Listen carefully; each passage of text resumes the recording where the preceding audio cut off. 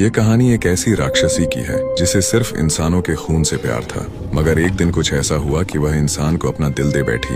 एक गांव में एक धनी किसान रहता था। किसान बड़ा नेक, ईमानदार और मेहनती ही था। वह प्रतिदिन नियम से अपने खेतों पर जाता और दिन भर काम करता। उसके पास खेती की बहुत जमीन थी। इस पर उसके सभी सेवक खेती करते थे। किसान अपने सेवकों के साथ बहुत अच्छा व्यवहार करता था और सुख दुख में उनका साथ देता था। अतः उसके सेवकों के साथ ही गांव के अन्य लोग भी उसका बहुत सम्मान करते थे। किसान बड़ा न्यायप्रिय भी था। गांव में जब कभी पंचायत होती थी तो गांव वाले किसान को ही सरपंच बनाते।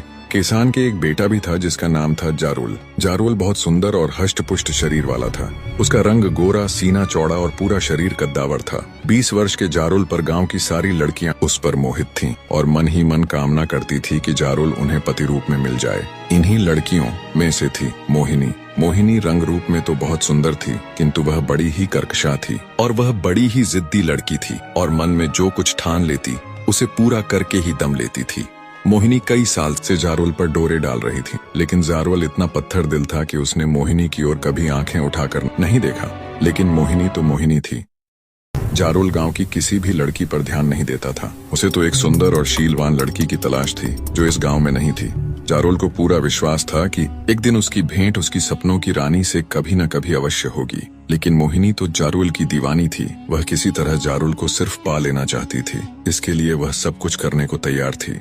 उसने पहले अपनी आंखों से मादक प्यार छलकाकर जारुल को अपनी ओर आकर्षित करने का प्रयास किया, किंतु जारुल ने उस पर ध्यान नहीं दिया। इसके बाद उसने अपनी सहेलियों से जारुल के पास प्रेम के संदेश भेजे और उससे एकांत में मिलने की इच्छा प्रकट की। जारुल ने मोहिनी की सहेलियों की बातें बड़े ध्यान से सुनी, लेकिन उससे मिलने से साफ इनकार कर दिया। मोहिनी ने जारुल को लुभाने और उसे अपने प्रेम जाल में फंसाने के इसी प्रकार के बहुत से प्रयास किए, किंतु उसके सभी प्रयास असफल रहे। लेकिन एक बार तो मोहिनी ने हद ही पार कर दी।